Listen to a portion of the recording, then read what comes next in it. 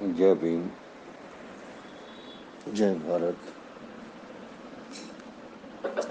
नमो बुद्धा।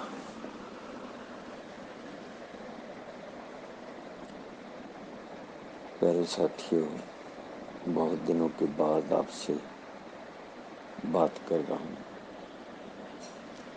थोड़ा ठीक महसूस कर रहा, तो सोचा कि ये फासला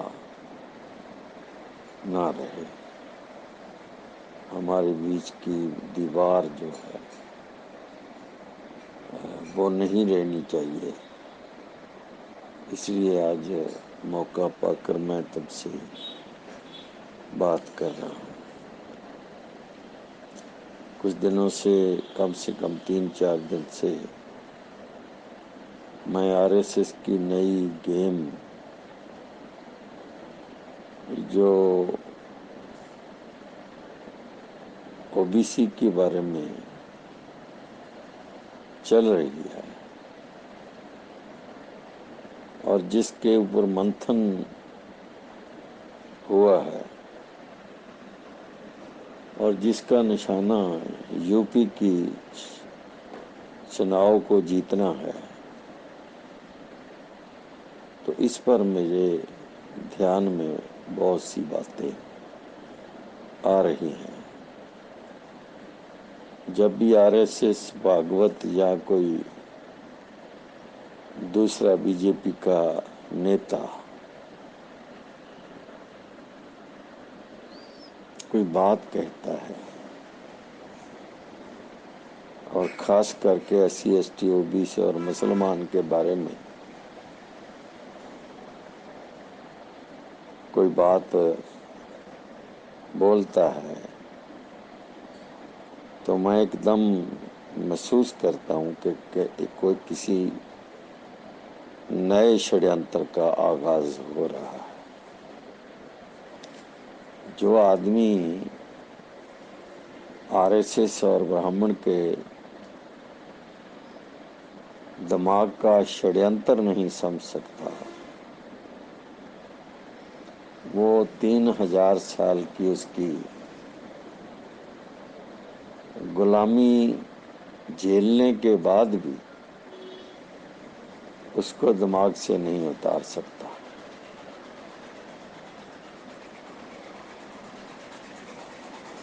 अभी कुछ वर्ष पहले, 5-4 वर्ष पहले,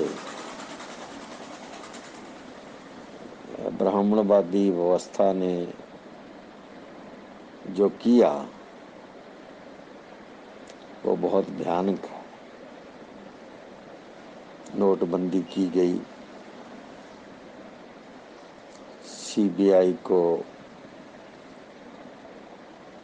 अपना एक संद बनाकर इस्तेमाल किया गया। सुप्रीम कोर्ट का रवैया खास करके SC ST OBC के खिलाफ बड़े पैमाने पर सामने आया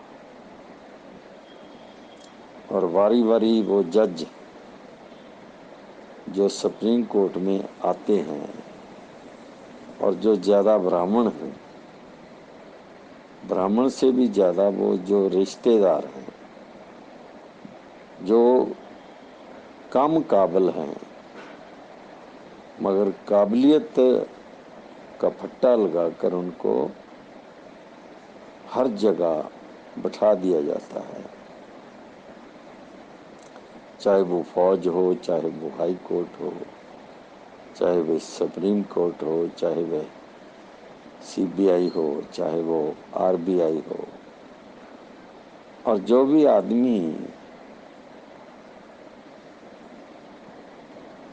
RSS की बात को सीधा सीधा स्वीकार नहीं करता, टेढ़ा चलता है, तो ज़्यादा देर तक वो टिक कर बैठ नहीं सकता। बहुत से लोग हैं जिनको नौकरी छोड़नी पड़ी, बहुत से लोग हैं जो जेल गए और पूरी उम्र जेल के लिए डाल दिए गए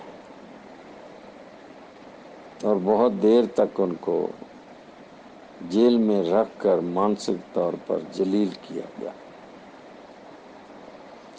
ब्राह्मणों को उसी केस में जमानत मिली, मगर नॉन ब्राह्मणों को उसी एक ही केस में कई कई वर्ष अपना जीवन जेल में गुजारना पड़ा। वो मुसलमान थे, एससी थे, एसटी थे, ओबीसी थे, यहाँ तक कि जो आरएसएस के षड्यंत्रों को स्वीकार नहीं करते, जैसे करकरे थे, वो खुद ब्राह्मण थे, मगर उन्होंने पहली बार ब्राह्मणों को, ठाकरों को देश के साथ गद्दारी करते, धोखा करते, षड्यंत्र करते पकड़ा और उनको मौत का मुंह देखना पड़ा, क्योंकि वो ब्राह्मणों के बारे में ज्यादा नहीं जानते थे। ब्राह्मण होते हुए भी वो ब्राह्मण को नहीं जानते थे। अगर उन्होंने कभी भामसेठ की क्लास ली होती या बाबा साहब डॉक्टर अम्बेडकर को पढ़ा होता या ज्योतिराव फुले को पढ़ा होता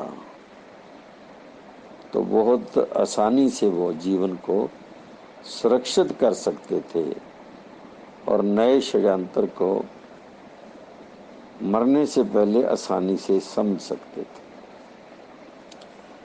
ऐसे ही संजीव भट्ट जो ब्राह्मण हैं गुजरात के, एक नेक ऑफिसर अब जेल में सड़ रहा है।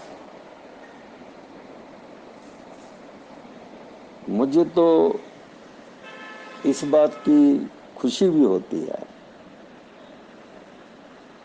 कि अगर इनका राज पूरे का पूरा ना आता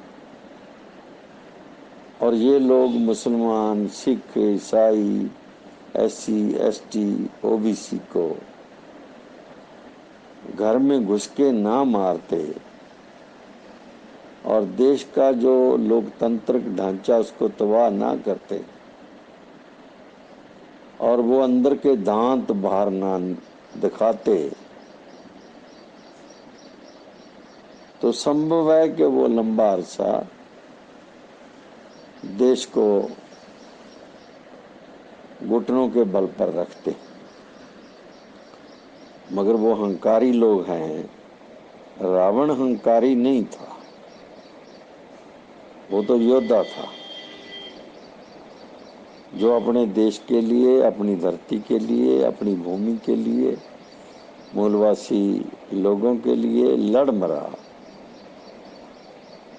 वो गद्दार नहीं था, ना वो दोखी था। उसका एक ही सबसे बड़ा सबूत है कि वो उसने रामचंद्र की सीता को उठाया। इसका मतलब ये नहीं कि उसको शौक था ऐसा, क्योंकि उसकी बहन के साथ दुर्व्यवहार किया रामचंद्र ने और लक्ष्मण ने, दोनों ने। वो वाल्मीकि रामायण में अंकित है। तो उसका बदला लिया, मगर जलील नहीं किया सीता को। उसने सीता की सुरक्षा के लिए अपनी औरत को लगाया। मंदोदरी को वहां अशोक वाटिका में तैनात किया ताकि वो उसका एक औरत के होने के नाते पूरा ध्यान रखे।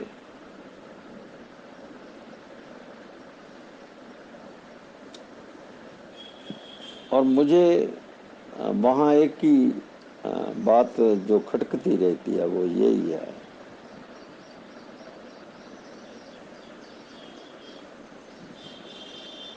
कि रावण ने मेघनाथ के द्वारा पकड़कर लाया गया इंद्र, उसको छोड़ दिया। छोड़ना नहीं चाहिए था, उसको फांसी लगा देना चाहिए था वहां लंका में। इसी तरह जब लंका जलाई एक राजदूत हनुमान ने, तो उसको छोड़ना नहीं चाहिए था।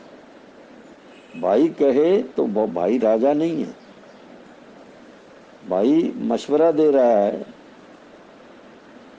तो बड़े भाई ने जो राजगद्दी पर बैठा, उसने सोचना था कि ये आदमी ठीक कह रहा है या गलत कह रहा है। अगर वो राजदूत था हनुमान, तो उसका अधिकार नहीं कि वो लंका को जलाए, ये उसका अधिकार नहीं है। अगर उसने ऐसा किया तो वो दुनिया के सिद्धांत के खिलाफ उसने दूसरे राज्य में जाकर आग लगाई, तो ये यहाँ वो दोषी है। तो दोषी को क्या सजा देनी, ये राजे का काम है। अगर इंद्र को और हनुमान दोनों को सजा दी जाती तो आज भारत का इतिहास कुछ और होता। ये मैं कुछ कांड इसलिए सुना रहा हूं कि हम जो पढ़े लिखे हैं या अनपढ़ हैं, SC ST OBC के लोग या मुसलमान लोग, हमको ब्राह्मण ने अनपढ़ रखा, ये अलग बात है।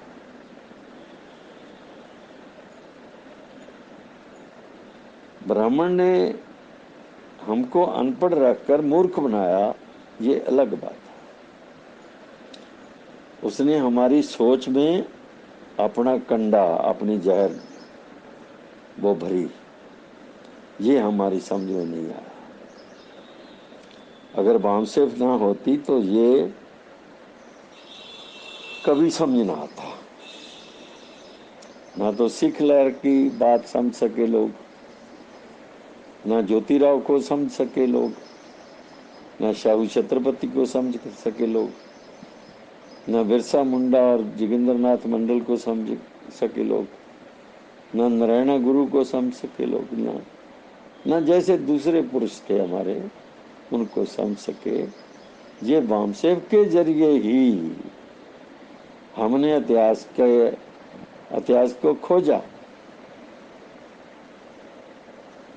और मैं एक मंच पर पहली बार मैं बोल रहा था, देश के मंच पर, तो मैंने कहा कि इतनी बड़ी यूनिवर्सिटी भारत में या तो नालंदा थी या दूसरी यूनिवर्सिटीज जो अशोक के समय बनी या दूसरे बौद्ध राजाओं के समय बनी, वो 40 के करीब थी, तो उनमें ही ऐसे आदमी पैदा हो सकते थे। इसीलिए उनको तबाह किया गया, उसका इतिहास तबाह किया गया, उसका लिटरेचर तबाह किया गया और उसके पढ़े लिखे लोगों को कत्ल किया गया और आग लगाई गई। जितनी लाइब्रेरी थी, पुस्तकालय थी, उनको आग लगाई गई। ये हमारी समझ में नहीं आया। हमने डिग्रियां जरूर ली, हम बहुत पढ़े लिखे लोगों में शामिल हुए, मगर अकल के मामले में हम बहुत पीछे खड़े रहे। और पीछे खड़ने का मतलब हमारा था कि हम या तो किसी गॉड परमात्मा की पूछ पकड़े रखी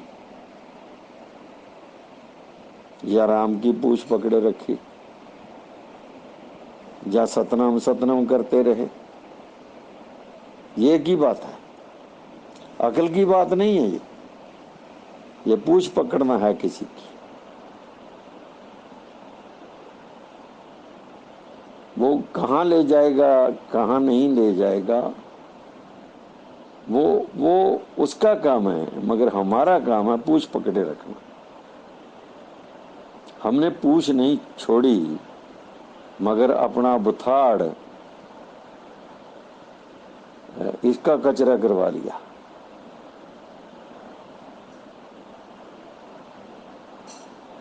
बाबा साहब डॉक्टर अम्बेडकर ने अगर 1950 में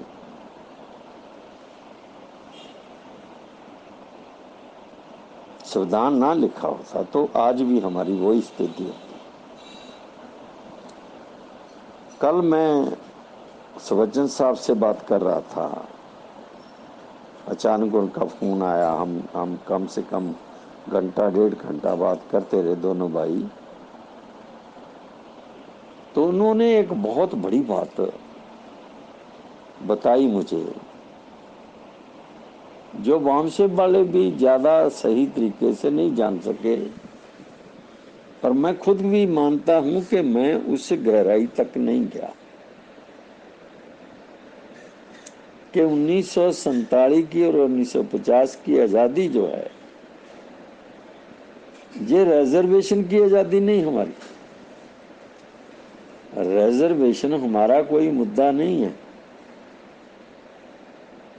1932 में जो प्रधानमंत्री ने डिक्लेयर किया 17 अगस्त 1932 को, वो हमारी आरक्षण का मामला तो नहीं था।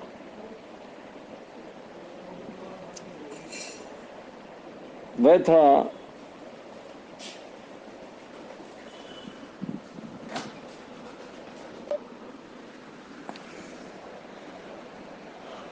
तो साथियों,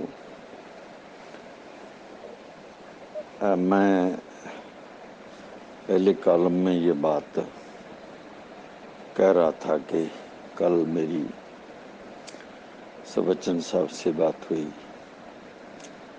1 घंटा, इससे भी ज्यादा, और बात चल रही थी आजादी की। बहुत गंभीर विषयों पर हम चर्चा कर रहे थे। वामसेब के कार्यक्रम के बारे में, उद्देश्य के बारे में, हमारे अपने अस्तित्व के बारे में, समाज के अस्तित्व के बारे में, और भी बहुत कुछ।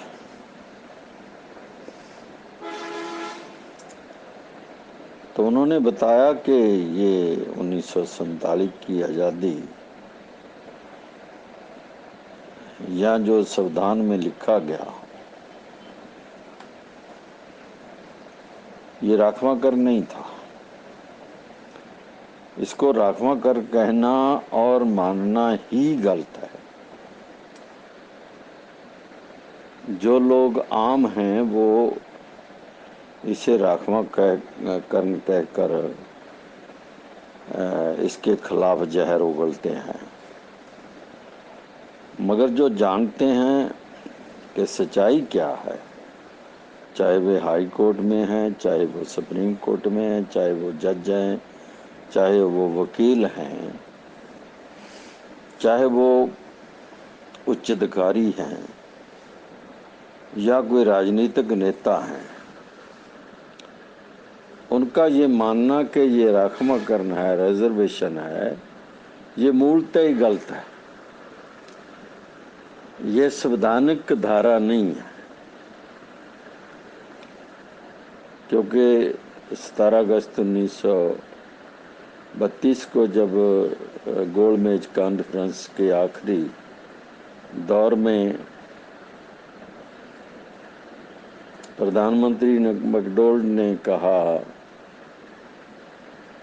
कि ये अधिकार दिए जाते हैं इस देश के अछूतों को,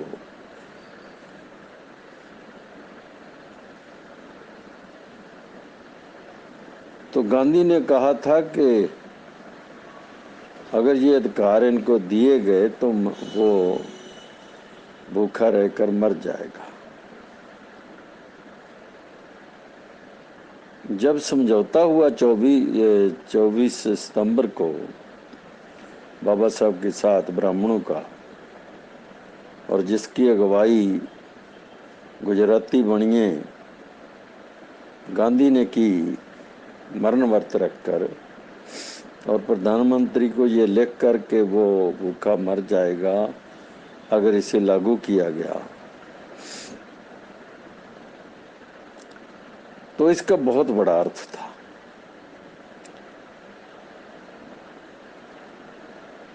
इसका अर्थ था कि ये आजादी में हिस्सेदारी का मामला था।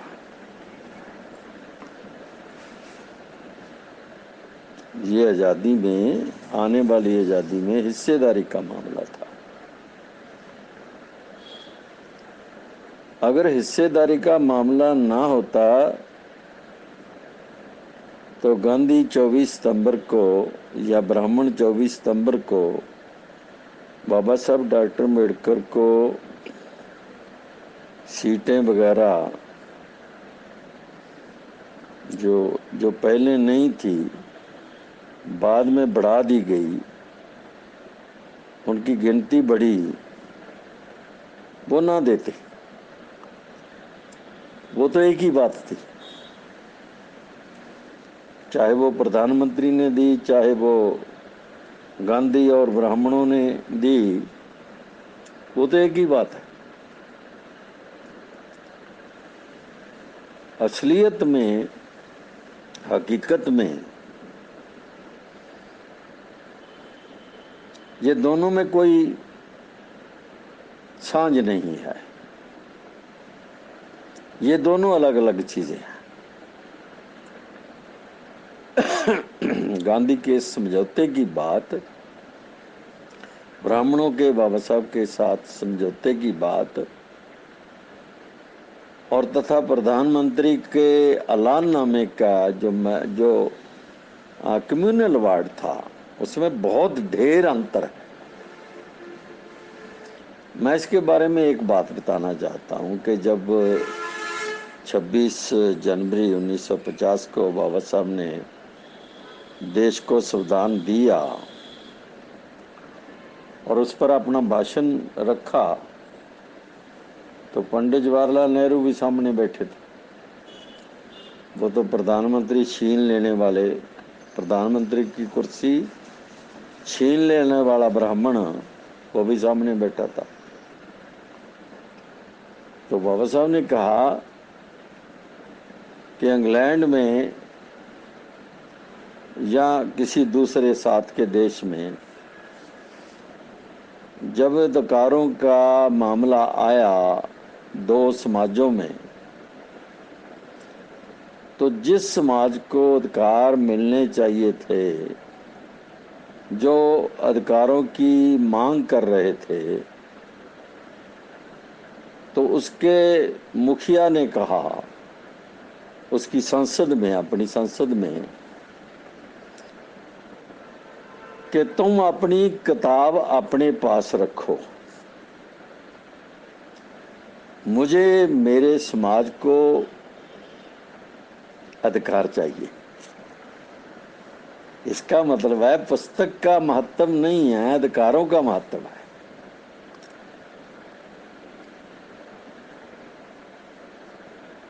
सवाल गांधी और ब्राह्मणों के समझौते का नहीं है, सवाल उनकी दी गई सीटों और दूसरे अधिकारों का नहीं। सवाल है कि अछूतों को हजारों सालों के बाद, मौर्य काल के बाद, 2000 साल 2200 साल के बाद पहली बार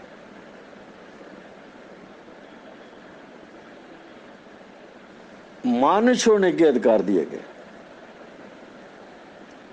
इसका मतलब है कि आजादी में हिस्सेदारी का मामला था। ये इसका मतलब ये राखवांकर का मामला नहीं था, ये हिस्सेदारी का मामला था कि उन लोगों को जिनको हजारों साल से वंचित रखा गया, हर चीज से, खाने से, पीने से, बैठने से, घर से, पशु से, धन से, इज्जत मान और सम्मान से, कपड़े से वंचित रखा गया, उन लोगों को देश की पूर्ण आजादी में से कितनी हिस्सेदारी दी जाएगी, ये मामला राखना का नहीं है, ये आजादी में हिस्सेदारी का मामला है। तो जो लोग आज तक इस हिस्सेदारी को राखमाकन मानते आए हैं, जिसमें शेड्यूल्ड कास्ट, शेड्यूल्ड ट्राइब और बैकवर्ड के नेता भी शामिल हैं और पढ़े लिखे लोग भी शामिल हैं, हमारा रिजर्वेशन, हमारा रिजर्वेशन, हमारा रिजर्वेशन, ये एक तरह की मैं समझता हूं कि छोटे दिमाग की फूहड़ बात है। ये छोटे दिमागों की फूहड़ बात है। अगर सुप्रीम कोर्ट में ऐसा बोला जाता है कि हर जगह राखमाकरण देना सही नहीं, देश की जो मेरिट है समाज की, देश की आज़ादी की, जीने की, काम करने की मेरिट है जो, उसको खत्म करना है, तो मेरिट ब्राह्मण अपने आप रखता है। अभी सुप्रीम कोर्ट के जज या हाई कोर्ट के जज हों या सेक्रेटरी, चीफ सेक्रेटरी हों या राजनेता हों, कोई ब्राह्मण बनिया ठाकर, वो अपनी मेरिट जबरदस्ती थोपता है कि वो मेरिट वाला आदमी है, जानी जैसे कोई गधा अपने आप को घोड़ा समझ ले, ऐसी बात है। तो बाबा साहब ने 1932 में जब ये ऐलान नहीं हुआ था आजादी का, तब अपने मेमोरेंडम में लिखा था कि सवाल हमारी हिस्सेदारी का है कि जब देश आजाद होगा तो उस आजाद देश में हमारी हिस्सेदारी कितनी होगी। इसका मतलब पूरे ढांचे में हमारी हिस्सेदारी कितनी होगी। यह हिस्सेदारी राखमाकरण नहीं है। राखमाकरण आजादी के मुकाबले कुछ भी नहीं है।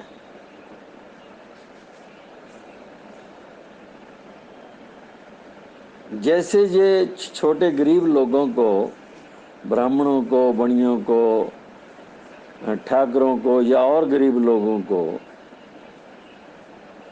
10% और देते हैं, तो ये कहकर देते हैं कि ये उनका गरीबी का रिजर्वेशन है। यहाँ गरीबी का रिजर्वेशन ठीक है, एक गरीब आदमी को थोड़ा हिस्सा मिल गया तो ठीक है। हालांकि ये सारा बकवास है, इसको मैं मानता हूं कि ये हमारे साथ एक बहुत बड़ा धोखा है। जो 49% से आगे या 50% हिस्सेदारी से आगे बढ़ नहीं सकता, उसको बढ़ा दिया गया, आराम से 60% कर दिया गया।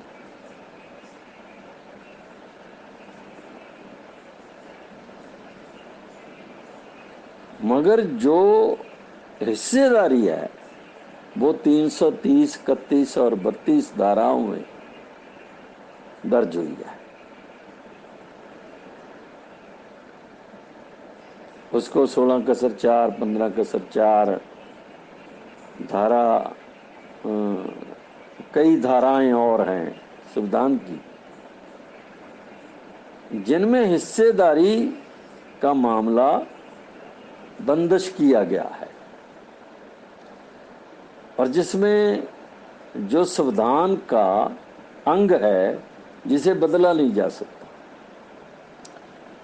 जहाँ तो जो भी ऊंची जाति का आदमी पैदा होता है उसकी मेरिट ही यहाँ ये है कि वो संविधान को और देश के ढांचे को कितना तोड़ता है, लोकतंत्र का कितना मड़िया मेट करता है वो, कैसे वो वोट को नोट में बदल देता है और कैसे नोट को वोट में बदल लेता है, कैसे एक डब्बे को तकदीर में बदल देता है। यहां तो ये मेरिट है इन लोगों की, जो अपने आप को बहुत बड़े मेरिट वाले कहते हैं। क्या हम नहीं जानते ये कितने मेरिट वाले हैं? हमको 1950 के बाद, 60 के बाद कहो, 60 और 65 के बाद केवल 80 तक 30 साल मिले। 85 और 90 तक हमको 30 साल मिले देश की हिस्सेदारी के। हमारी आजादी 30 साल की है, मगर ये लोग ये हजारों साल से आजाद हैं। ये तो केवल अंग्रेजों के गुलाम थे और किसी के गुलाम रहे नहीं। ये सत्ता में हो या ना हो, इन्हीं का चलता था सिक्का। मगर अंग्रेजों के राज में न ब्राह्मण का सिक्का चलता था, न बनिए का सिक्का चलता था, न ठाकर का सिक्का चलता था। वो भी गुलाम थे जैसे हम गुलाम थे।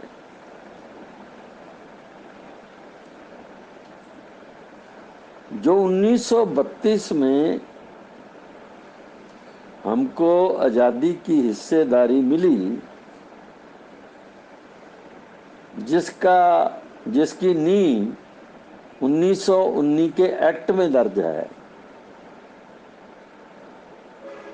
और 1919 के बाद वो 1935 में बड़ा एक्ट बनता है, भारत की आजादी का 1935 का एक्ट। यानी जो आजादी अलग अलग तरीके की आजादी देता है वो 1935 का एक्ट है। तो ये हिस्सेदारी, आजादी में हिस्सेदारी 1950 के संविधान में दर्ज हुई। जब संविधान में दर्ज हुई तो अलग अलग फील्ड में, अलग अलग क्षेत्र में, अलग अलग तौर तरीके से हुई। जैसे विद्या में हुई, जैसे नौकरी में हुई, जैसे तरक्की में हुई, जैसे बराबर बैठने में हुई, जैसे प्रधानमंत्री, राष्ट्रपति, मंत्री, मुख्यमंत्री, एमएलए, एमपी बनने में हुई। ये एक हिस्सेदारी है ताकि दुश्मन हमारे अधिकारों को खत्म ना कर सके और इतने लोग वहां बैठ जाएं जाके, SC ST OBC के, कि उनके सामने कोई आदमी हाथ ना लगाए संविधान को। मामला तो ये है। मगर यहाँ जितना कूड़ा कचरा इकट्ठा हुआ, जो सदियों का कूड़ा कचरा है, वो इकट्ठा हो गया एक जगह, वो बदबू मारता रहा, समाज को साड़ता रहा, मगर समाज का संवारने में उसका कोई ज्यादा बड़ी भूमिका नहीं रही। कभी कभी लालू प्रसाद, कभी कभी शरद यादव, कभी कभी ये अपना पासवान और ये मायावती, ये कुछ लोग हैं गिनती के जो हिस्सेदारी के मामले में हस्तक्षेप करते रहे। आप जानी, आजादी का हिस्सा जो था उसको बनाए रखने में इन लोगों ने भी भूमिका निभाई। मगर ज्यादा लोग क्या करते रहे, वो खाते रहे, पीते रहे और जाकर संसद में सोते रहे, जिसकी बहुत सारी तस्वीरें सोते हुए आती रहती हैं।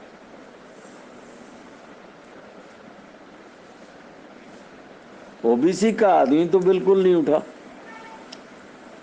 मगर मंडल कमीशन ने उसको भी उठा दिया।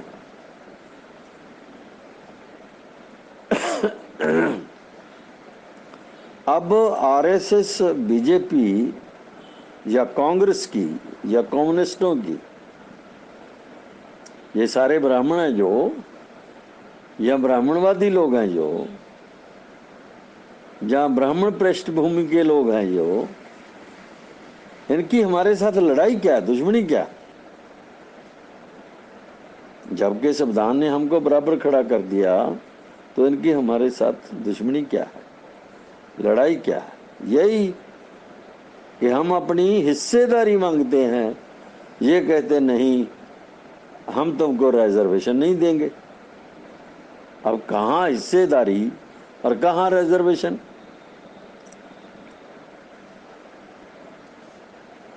अगर रिजर्वेशन हिस्सेदारी है तो गांधी को मान लेना चाहिए था 1932 में कि रिजर्वेशन जो भी प्रधानमंत्री ने ऐलान किया है हम उसको मंजूर करते हैं, मगर उसने तो मरण व्रत रखा। क्यों रखा? क्योंकि उसको पता था कि ये हिस्सेदारी का मामला हो गया है।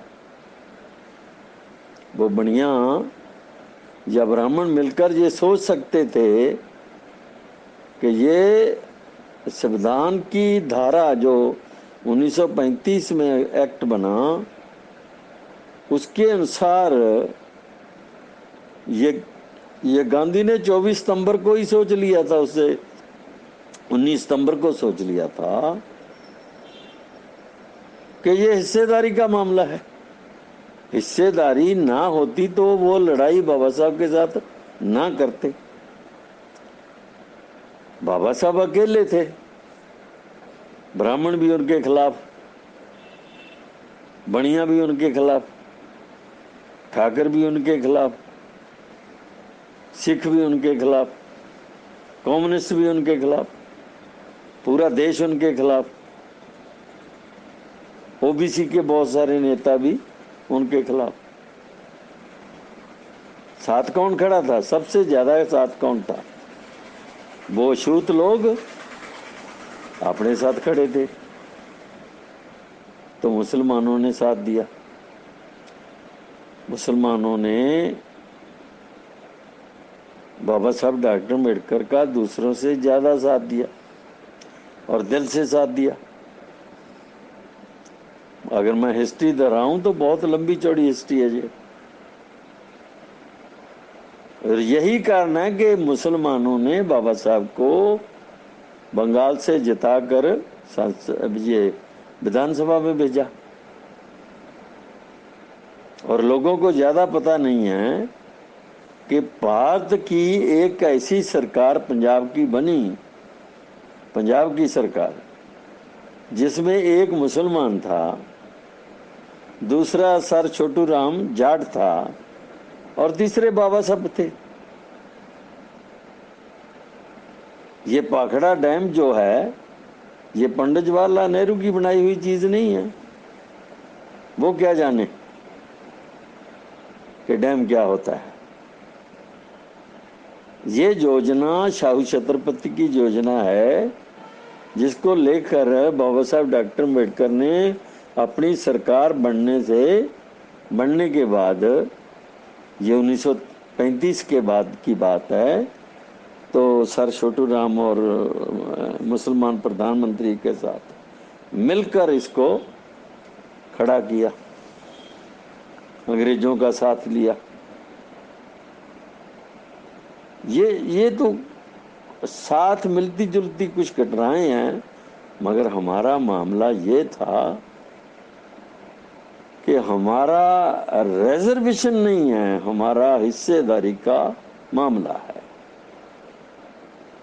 ये देश आज जहां भी खड़ा है, जैसा भी धोखा इसमें छल कपट भरा हुआ है, उसके मुकाबले में बाबा साहब डॉक्टर अम्बेडकर ने या उस समय के कुछ जो आदमी उनके साथ थे, उन लोगों ने देश के पूरे ढांचे में इस देश के SC ST OBC की हिस्सेदारी को सामने रखा। क्योंकि हिस्सेदारी बड़ी चीज होती है, राखवांकरण बड़ी चीज नहीं होती। हिस्सेदारी पाने का मामला ये रिजर्वेशन नहीं है, ये संवैधानिक है, ये सामाजिक है और संवैधानिक है। तो ये बात मैं आपको बताने के लिए आज तुम्हारे से बात की मैंने। मुझे लगता है कि आप मेरी बात समझोगे, मेरी बात को जानने की कोशिश करोगे कि तुम्हारा 1932 का जो कम्युनल वार्ड था वो रिजर्वेशन का वार्ड नहीं है, वो हिस्सेदारी का वार्ड है। 1935 का एक्ट जो है उसमें हिस्सेदारी को रिजर्वेशन में बदलने की कोशिश की गई और इसका काम ब्राह्मणों और बणियों ने किया, और जिसमें बहुत सारे गद्दार लोग शामिल थे। वो गद्दार जिन्होंने अंग्रेजों से माफी मांगी वो भी शामिल थे इसमें। तो नतीजा क्या निकला 1937 में, जब पंजाब की चुनाव हुई,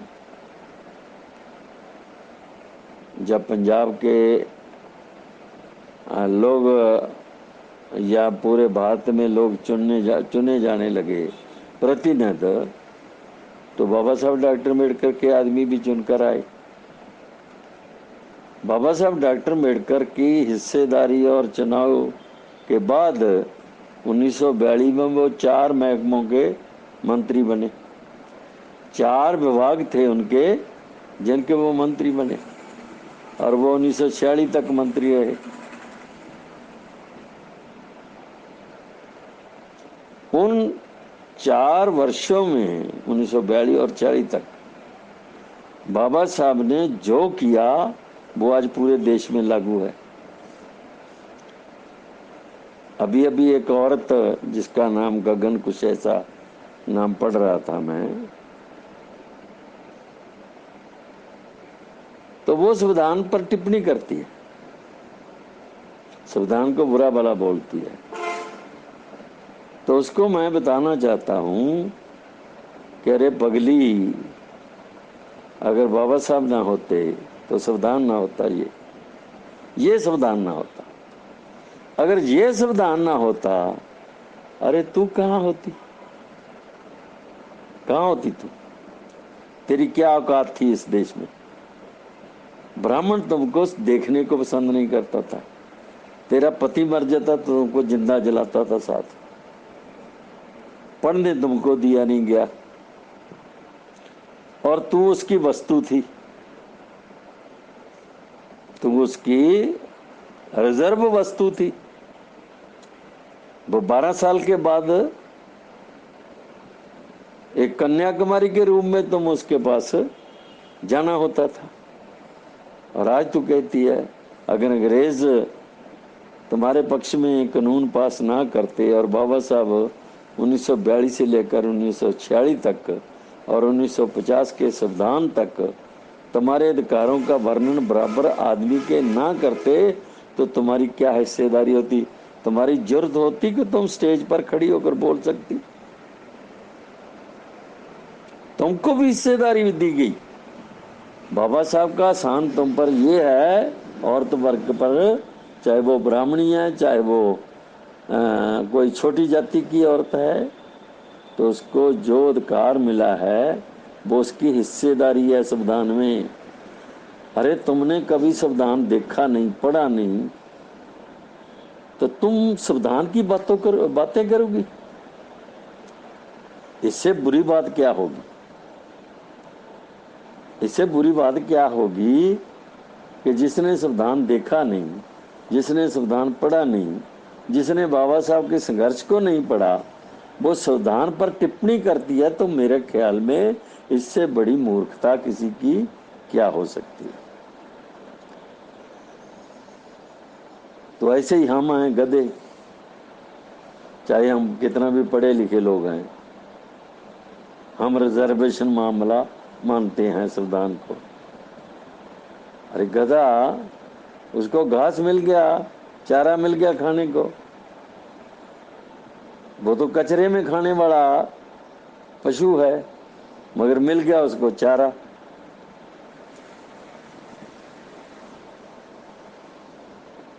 और जिसको चारा मिल गया वो गप्पे हाँकने लगा,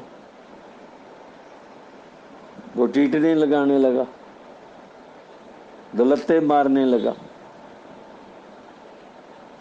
और वो अपनी रिजर्वेशन के मामले में जिंदाबाद मुर्दाबाद करने लगा। उसको तो ये नहीं पता चला आज तक, वो डिग्रीधारी को, कि ये हिस्सेदारी का मामला है, रिजर्वेशन का मामला नहीं है। हिस्सेदारी के मामले को रिजर्वेशन का मामला बनाकर हाई कोर्ट और सुप्रीम कोर्ट ने हमारा सारा कुछ छीन लिया। और तुम क्या कर पाए? क्या कर पाए तुम? यहां हर कोई आदमी झंडा उठाए चलता है, उसको शर्म नहीं आती कि तुम कर क्या पाए?